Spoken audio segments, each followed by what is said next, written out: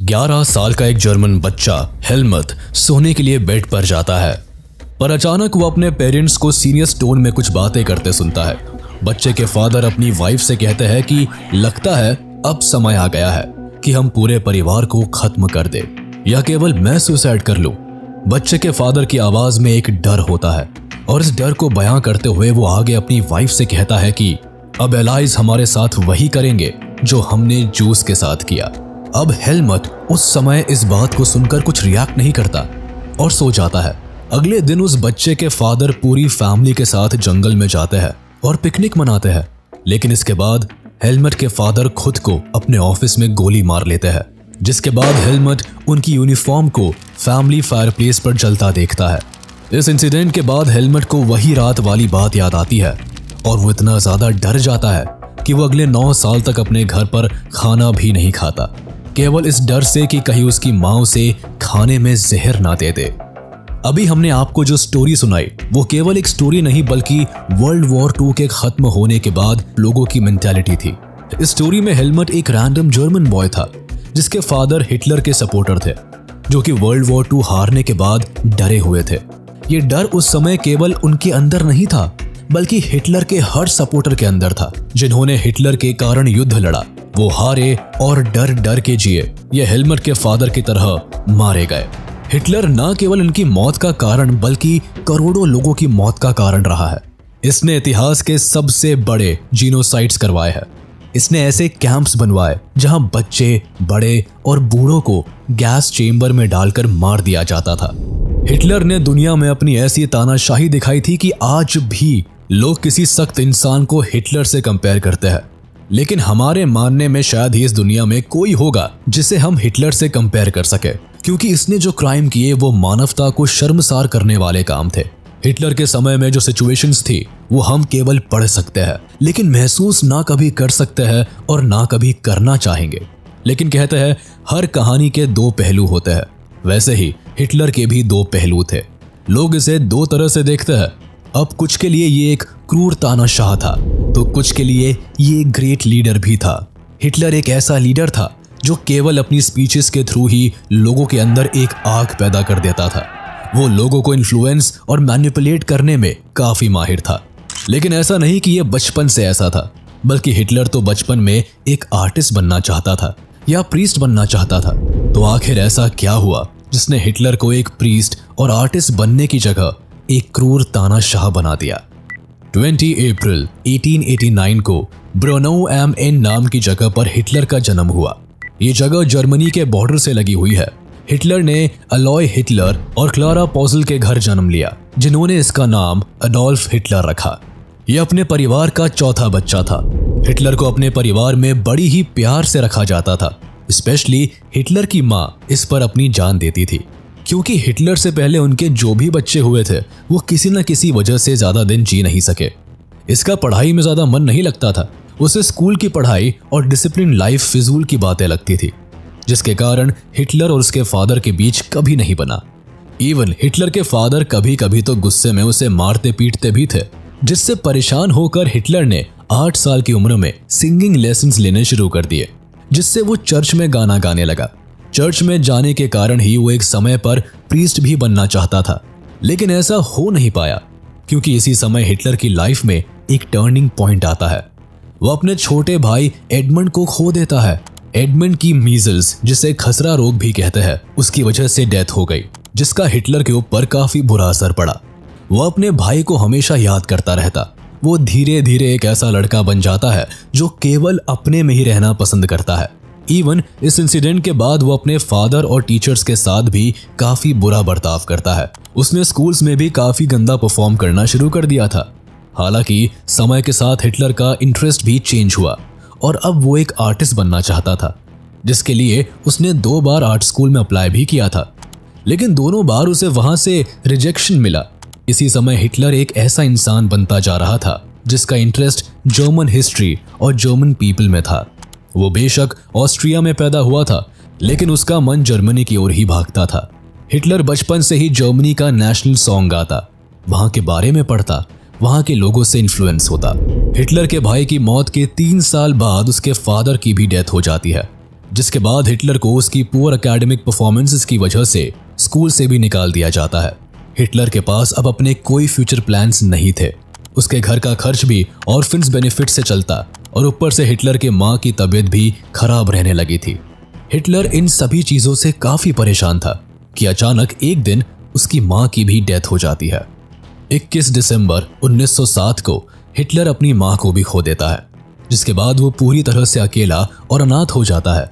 उसके पास न रहने को घर था, न खाने को खाना। वो दर दर काम की तलाश में भटकता और रोता। उसके पास खाने या रहने को एक फूटी कौड़ी भी नहीं थी, जिसकी वजह से हिटलर ने लेबर का काम भी किया, पेंटिंग्स बनाई और उन्हें बेचा। कुल मिलाकर जीने खाने के लिए जो किया जा सकता था हिटलर ने वो सब किया। इस तरह से हिटलर एक नॉर्मल लाइफ स्पेंड करने लगा। इसी समय हिटलर का सामना मेयर कार्ल ल्यूगर से हुआ, जो अपनी रेसिस्ट सोच और जर्मन के प्रति लगाव के लिए जाने जाते थे। यही नहीं, हिटलर इस समय मारिया हिल्फ डिस्ट्रिक्ट में रहा करता था, जहां जर्मन नेशनलिज्म हर दूसरे इंसान में देखने को मिलता था, जिसके कारण हिटलर को जर्मनी और पॉलिटिक्स दोनों में काफी इंटरेस्ट आने लगा। वो मेयर कार्ल ल्यूगर से भी काफी प्रभावित था, जिसके कारण वो ज्यादा से ज्यादा न्यूज़पेपर्स पढ़ता और हर पॉलिटिकल न्यूज से अपडेट रहने लगा। उसके मन में जूस के लिए इस समय तक कोई नफरत नहीं थी। हिटलर वर्ल्ड वॉर 1 से पहले तक जूस के साथ अपने पेंटिंग बिजनेसेस में डीलिंग्स भी करता था, लेकिन उसके माइंड पर फर्स्ट वर्ल्ड वॉर ने काफी बुरा असर डाला। हिटलर ने फर्स्ट वर्ल्ड वॉर के बारे में जैसे ही सुना, वो जर्मनी शिफ्ट हो गया और उसने आर्मी में जाने का फैसला लिया।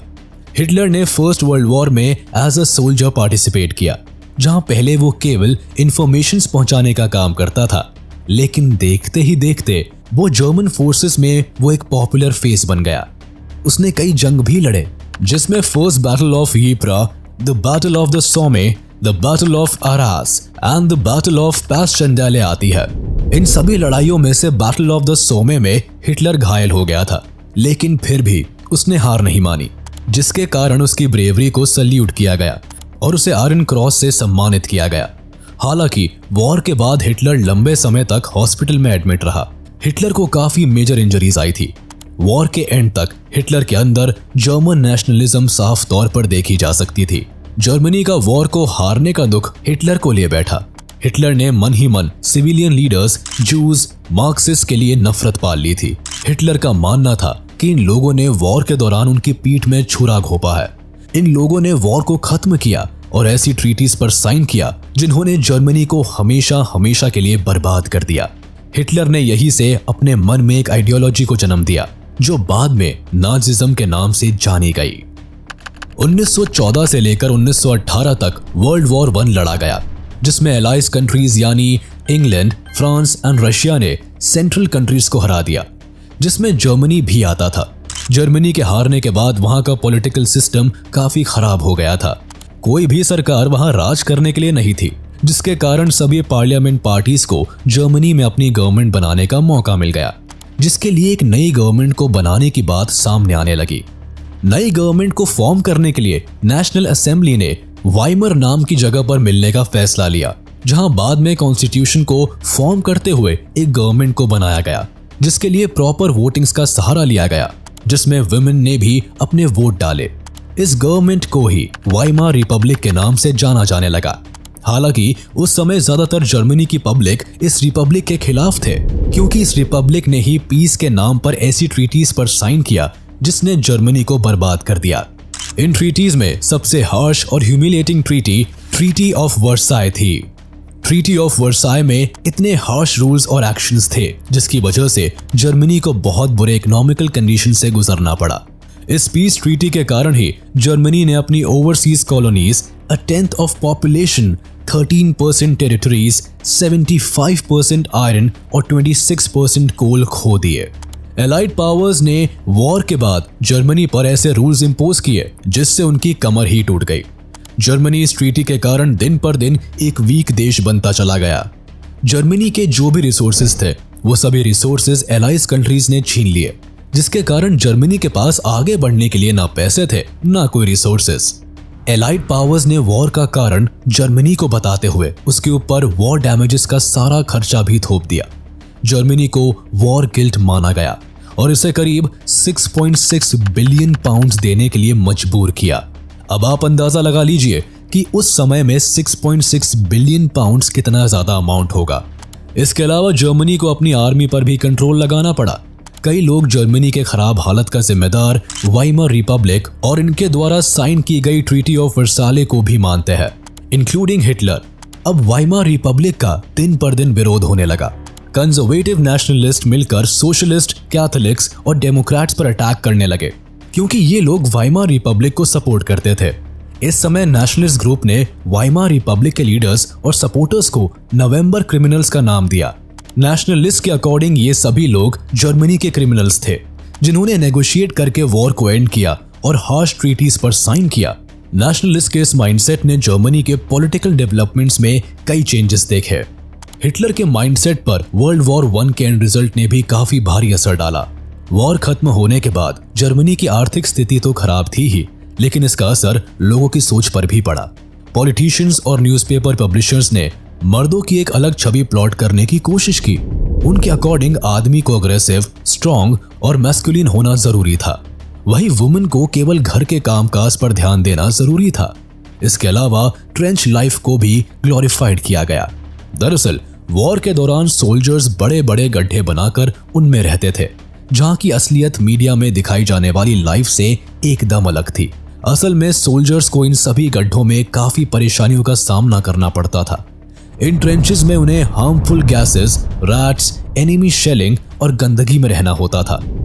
इसके अलावा उस समय वॉर प्रोपेगेंडा और नेशनल ऑनर का दौर भी देखा गया, जिसने पब्लिक को डिक्टेटरशिप की ओर ढकेल दिया। माइंडसेट के अलावा पॉलिटिकल चेंजेस भी देखे गए। वैसे वाइमर रिपब्लिक के खिलाफ ग्रुप्स फॉर्म्स होने लगे, जिसमें स्पार्टसिस्ट लीग एक ऐसा रेवोल्यूशनरी ग्रुप था जो रशिया के बोल्शेविक रेवोल्यूशन से काफी इन्फ्लुएंस था। लोग सोवियत स्टाइल गवर्नेंस अपने देश में भी चाहते थे, जिसके लिए दिन पर दिन प्रोटेस्ट होने शुरू हो गए। अब वाइमर रिपब्लिक ने इन सभी प्रोटेस्ट को शांत कराने के लिए एक मीटिंग की, जिसके बाद उन्होंने फ्री कॉर्प्स का सहारा लिया। फ्री कॉर्प्स वॉर वेटरन्स और जॉबलेस लोगों का वो ग्रुप था जो गवर्नमेंट के लिए काम करता था, लेकिन इनसे भी प्रोटेस्ट पर ज्यादा फर्क नहीं पड़ा। इवन कुछ समय बाद स्पार्टसिस्ट ग्रुप ने कम्युनिस्ट पार्टी ऑफ जर्मनी बनाई, जिसने लगातार वाइमर रिपब्लिक का विरोध किया। जर्मनी की हालत काफी खस्ता होती नजर आ रही थी। लोगों के पास खाने तक के पैसे नहीं थे, पर उन्हें अपनी वॉर की भरपाई भी करनी थी। जर्मनी के गोल्ड रिजर्व्स भी वॉर ने खाली कर दिए थे, जिस कारण इन्होंने एलाइज कंट्रीज को पैसा देने से मना कर दिया। जिसके बाद फ्रांस ने जर्मनी का लीडिंग इंडस्ट्रियल एरिया रोर पर कब्जा कर लिया। रोर में दुनिया का सबसे ज्यादा कोल पाया जाता है। इसके बाद जर्मनी ने अपनी बुरी सिचुएशन को ठीक करने के लिए पैसा छापना शुरू कर दिया। पैसे छापने की वजह से देश में नोट्स तो भर गए, लेकिन इनकी वैल्यू गिर गई। अब एक मुट्ठी नोट से एक ब्रेड खरीद पाना भी मुश्किल होने लगा। महंगाई इतनी बढ़ गई कि वहां एक नए शब्द का जन्म हुआ, जिसका नाम था हाइपर इन्फ्लेशन, जिसका मतलब होता है कि महंगाई का हद पार कर जाना। इस वक्त अमेरिका ने जर्मनी की तरफ मदद का हाथ बढ़ाया, लेकिन फिर अमेरिका में आए भयानक ग्रेट डिप्रेशन की वजह से अब अमेरिका भी पीछे हट गया।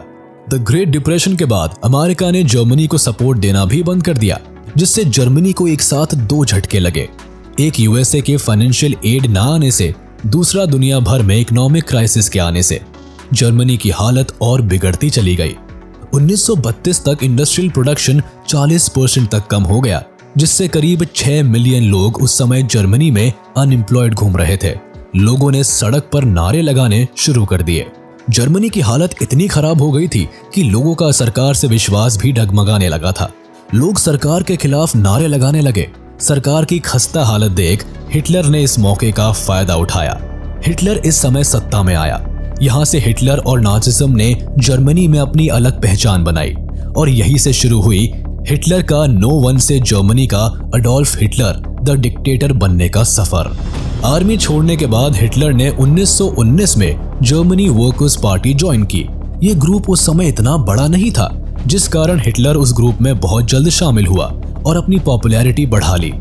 हिटलर ने इन सारे ग्रुप मेंबर्स को इकट्ठा किया और उनका सपोर्ट प्राप्त कर लिया, और इस ग्रुप का नाम बदलकर national socialist German workers party कर दिया, जो आगे चलकर नाजी पार्टी बनी। नाजी पार्टी नाजिज्म से बनी थी। नाजिज्म एक आइडियोलॉजी थी जो हिटलर के टाइम पीरियड में जर्मनी में इंट्रोड्यूस की गई। इसके अकॉर्डिंग लोगों को उनके रेस और अपीयरेंस से जज किया जाता था। लोगों को अपर क्लास और लोअर क्लास के हिसाब से ट्रीट किया जाता था। हिटलर जर्मनी पर राज करने के सपने के साथ निकल पड़ा। इसने अपनी पार्टी को धीरे धीरे बड़ा किया, जिसके बाद इसने 1923 में बावेरिया नाम की जगह को सीज करने का प्लान बनाया, लेकिन उसमें यह बुरी तरह से फेल हो गया, जिसके बाद इसे अरेस्ट कर लिया गया, जहां जेल में ही बैठे बैठे ही हिटलर ने एक बुक लिख दी, जिसमें इसने अपने फ्यूचर प्लान्स और अपनी आइडियोलॉजी को साफ तौर पर बयां किया। इस बुक का नाम माइन काम्फ था, जिसका मतलब माय स्ट्रगल होता है। हालांकि ये बुक लोगों में फेमस नहीं हो सकी। हिटलर कुछ सालों बाद जेल से बाहर आया और दोबारा अपनी पार्टी पर काम करने लगा। हिटलर ने 1930 तक अपनी पार्टी को बड़ा करने के लिए गजब की मेहनत की और 1930 में हिटलर ने ग्रेट डिप्रेशन का फायदा उठाया और लोगों का सपोर्ट हासिल किया। इकोनॉमी स्लो डाउन के चलते जहां लोग पूरी तरह से अपना होप खो चुके थे, वहां हिटलर ने लोगों से एक बेटर फ्यूचर का वादा किया और अपना नाजी प्रोपेगेंडा चलाया। हिटलर ने अपनी इन्फ्लुएंशियल स्पीचेस के थ्रू लोगों को यह विश्वास दिलाया कि अगर वो उसे वोट देंगे तो वो हर साल में उन्हें एक खराब सिचुएशन से बाहर निकालेगा। इस दौरान हिटलर बड़ी बड़ी रैलीज करता, अपनी स्पीचेस देता। लोग इसकी बातों से इन्फ्लुएंस हो जाते, जिस कारण इसने बहुत कम समय में पूरे जर्मनी में अपना जादू चलाया, जिसका असर वोटिंग्स में देखने को मिला। 1928 में हिटलर ने पहली बार चुनाव लड़ा था, जहां उसे केवल 2.6% वोट मिले थे। लेकिन इस बार यानी 1932 में हिटलर को किसी भी दूसरी पार्टी से ज्यादा वोट्स मिले। कई रिपोर्ट्स ये दावा करती है कि हिटलर को 1932 के इलेक्शंस में लगभग 38 मिलियन वोट्स मिले थे। इसके बाद हिटलर ने अपना असली रंग दिखाना शुरू कर दिया। दरअसल हिटलर इस बात को साफ तौर पर जानता था कि जर्मन कॉन्स्टिट्यूशन में इमरजेंसी और सस्पेंशन ऑफ सिविल राइट्स के प्रोविजंस है। बस इन्हें लागू करने के लिए इसे एक सही समय का वेट था, जिसके लिए ये शांत बैठा था। हिटलर की इतनी पॉपुलैरिटी देखकर 30 जनवरी 1933 को प्रेसिडेंट हाइडेनबर्ग ने हिटलर को जर्मनी का चांसलर बना दिया। 28 फरवरी 1933 को जर्मन पार्लियामेंट में एक मिस्टीरियस आग लग गई। हिटलर ने सिचुएशन का फायदा उठाया और पूरे जर्मनी में इमरजेंसी लगा दी, जिसमें सिविलियंस से उनके सभी राइट्स को छीन लिया गया। इमरजेंसी के बाद हिटलर इनेबलिंग एक्ट लेकर आया, जिसके पास होने के बाद जर्मनी एक डिक्टेटर कंट्री बन गया। इस एक्ट ने हिटलर को जर्मनी की सारी पावर सौंप दी, जिसके बाद देश में जितनी भी पॉलिटिकल पार्टीज और यूनियंस थे उन्हें बैन कर दिया गया।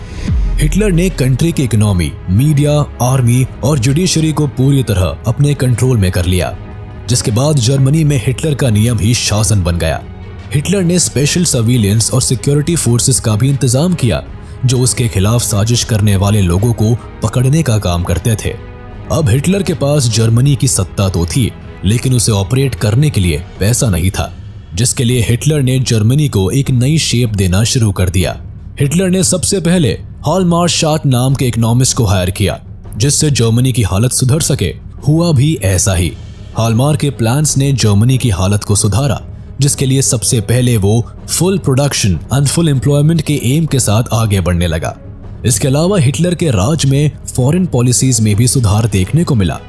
हिटलर ने सबसे पहले 1933 में खुद को लीग ऑफ नेशंस से बाहर किया, फिर 1938 में राइनलैंड नाम की जगह को वापस अपने कब्जे में किया, साथ ही ऑस्ट्रिया और जर्मनी को दोबारा एक किया। इसके बाद हिटलर ने वेस्टर्न जर्मनी की ओर अपना रुख मोड़ा और चेकोस्लोवाकिया पर कब्जा कर लिया। हिटलर के इन सभी एक्ट्स में इंग्लैंड ने बिना बोले उसका सपोर्ट किया। वो इसलिए क्योंकि इंग्लैंड को लगता था कि वर्साइली ट्रीटी ने जर्मनी के साथ काफी बुरा किया था। कुल मिलाकर कुछ सालों में हिटलर ने जर्मनी की किस्मत चमका दी थी, लेकिन वो यहाँ रुका नहीं। उसमें और ज्यादा हासिल करने की चाह थी। हालांकि शाट ने हिटलर को समझाया भी था कि स्टेट में अभी फाइनेंशियल कंडीशन पूरी तरह से ठीक नहीं है, तो वो जो करे सोच समझ के करे। लेकिन हिटलर कहाँ किसकी सुनने वाला था। हिटलर इस इंसिडेंट के बाद सबसे पहले तो शाट को बाहर करता है और फिर इसने अपनी इकोनॉमिक कंडीशन को ठीक करने के लिए वॉर का डिसीजन लिया, क्योंकि उसके अकॉर्डिंग अगर जर्मनी ज्यादा से ज्यादा टेरिटरी को एक्वायर करेगा तो ज्यादा से ज्यादा रिसोर्सेज उनके अंडर आएंगे, जिससे उनकी फाइनेंशियल कंडीशन सुधर सकेगी। सितंबर 1939 में हिटलर पोलैंड पर हमला बोल देता है, जिसके बाद फ्रांस और इंग्लैंड भी वॉर में शामिल हो जाते हैं।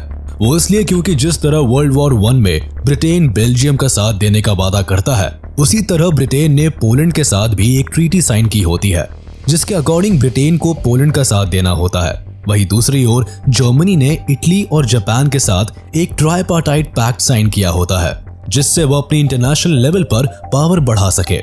देखा जाए तो 1940 तक वर्ल्ड वॉर 2 में जर्मनी के हालात अच्छे थे, लेकिन अपनी पावर के नशे में हिटलर यहाँ एक गलती कर देता है, जिसके कारण जर्मनी वॉर हार जाता है। दरअसल जैसे ही हिटलर को दिखता है कि वो वॉर जीत रहा है, वो लगे हाथ अपने सालों से देख रहे सपने को भी सच करना चाहता है, जिसके अकॉर्डिंग हिटलर ईस्टर्न यूरोप पर कब्जा करना चाहता है। इस सपने को पूरा करने के लिए हिटलर 1941 में सोवियत यूनियन पर वॉर डिक्लेयर कर देता है, जिसके बाद हिटलर वेस्ट में ब्रिटेन और ईस्ट में सोवियत यूनियन को एक साथ संभालने में नाकामयाब हो जाता है और जर्मन आर्मी को ही बर्लिन तक खदेड़ देती है, जिससे सोवियत यूनियन का भी दुनिया में एक नया दौर देखने को मिलता है। अमेरिका अब तक वॉर से बाहर रहता है, लेकिन जापान पैसिफिक ओशन में अमेरिका के पर्ल हार्बर पर अटैक के कारण अमेरिका भी वॉर का हिस्सा बन जाता है। ये वॉर लंबी चलती है। हिटलर को दिख रहा होता है कि अब उसका वॉर पर से कंट्रोल छूट रहा है, लेकिन वो वॉर एंड होने तक बर्लिन में ही रहने का फैसला लेता है और इसी जगह हिटलर रहस्यमयी तरीके से खुद को और अपनी वाइफ को गोली मार देता है। खुद को शूट करने से पहले हिटलर अपने एसएस फिजिशियन वर्नर हास से पूछता है कि सुसाइड करने का सबसे अच्छा तरीका क्या है, तो वो हिटलर को पिस्टल और पॉइजन के बारे में बताता है, जिसके बाद हिटलर खुद को गन से शूट करता है और दुनिया के सबसे खतरनाक तानाशाह का अंत हो जाता है। अपने पूरे टाइम पीरियड में नाज़ीज मास मर्डरिंग के दोषी पाए जाते हैं। नाज़िज्म के अकॉर्डिंग कोई भी इंसान इक्वल नहीं है। सोसाइटी में अपर क्लास और लोअर क्लास मेंटालिटी एग्जिस्ट करती है। लोगों को रेशियल तरह से ट्रीट करना चाहिए। केवल वो लोग सोसाइटी के टॉप लोगों में आते हैं जो ब्लॉन्ड, ब्लू आइड और नॉर्डिक जर्मन आर्यंस की कैटेगरी में आते हैं। बाकी जूस को नाज़िज्म के अकॉर्डिंग सोसाइटी का सबसे लोअर क्लास माना गया था। इन्हें नाज़ी लोगों का दुश्मन कंसिडर किया जाता था। कुल मिलाकर लोगों को उनके फिजिकल अपीयरेंस के अकॉर्डिंग ट्रीट किया जाता था। नाज़ीज केवल pure and healthy Nordic Aryans को सोसाइटी में प्रेफरेंस देते थे।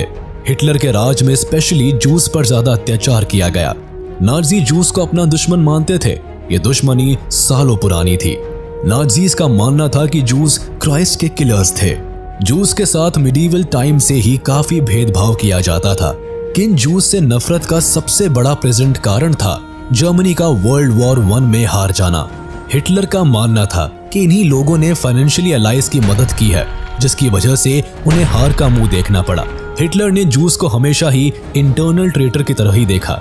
इन्हें रहने के लिए भी एक सेपरेट एरिया प्रोवाइड किया गया था, जिसे उस समय लोग घेटोस के नाम से जानते थे। हिटलर इन्हें रेस के अकॉर्डिंग डिफाइन करता था, जिस वजह से उसका मानना था कि इनका कन्वर्शन करने से भी कोई फायदा नहीं होगा, बल्कि फाइनल एलिमिनेशन ही इनका सॉल्यूशन है। और इस फाइनल एलिमिनेशन का मतलब था मौत। हिटलर का मानना था कि देश के यूथ का पॉलिटिक्स में एक्टिव होना जरूरी है। उसका मानना था कि एक स्ट्रॉन्ग नाज़ी सोसाइटी केवल देश के यंगस्टर्स को नाज़िज्म पढ़ाकर ही बनाई जा सकती है। हिटलर ने स्कूल्स में भी बच्चों को जूस से नफरत करना सिखाया। उसने सबसे पहले सभी जूस टीचर्स को स्कूल से निकाल दिया। उसके बाद सभी नाज़ी बच्चों को जूस के साथ बैठना अलाउड नहीं था। बच्चों को भेदभाव सिखाया जाने लगा। हिटलर ने फिजिकली हैंडीकैप्ड बच्चों को स्कूल से बाहर कर दिया और बाद में उन्हें गैस चेम्बर में डाल दिया गया। केवल गुड जर्मन्स को ही स्कूलिंग का अधिकार था। इवन नाज़िज्म को बच्चों की टेक्स्ट बुक में इंट्रोड्यूस किया गया और उन्हें सिखाया जाने लगा कि उन्हें लॉयल और सबमिसिव बनना चाहिए। साथ ही जूस से नफरत करनी चाहिए और हिटलर की वर्शिप करनी चाहिए।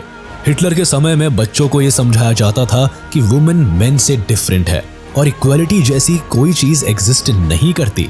अगर वुमेन मेन जैसी बन जाएंगी तो सोसाइटी बर्बाद हो जाएगी। लड़कों को बताया जाता था कि उन्हें अग्रेसिव और मैस्कुलिन बनना है और वुमेन से एक्सपेक्ट किया जाता था कि वो एक अच्छी माँ बने और प्योर ब्लडेड आर्यंस को जन्म दे। इसके साथ ही वुमेन को अपनी प्योरिटी को भी मेंटेन करना होता था। उन्हें जूस से दूरी बनाए रखने को कहा जाता था।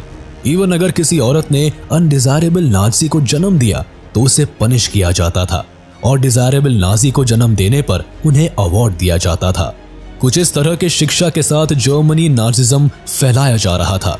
हालांकि हिटलर के मरने के बाद जर्मनी ने ही नहीं बल्कि पूरी दुनिया ने ये बात समझी कि वॉर सिर्फ नफरत ला सकता है और डिस्ट्रक्शन फैला सकता है। इसी वॉर के खत्म होने के बाद यूनाइटेड नेशंस जैसे ऑर्गेनाइजेशंस बने।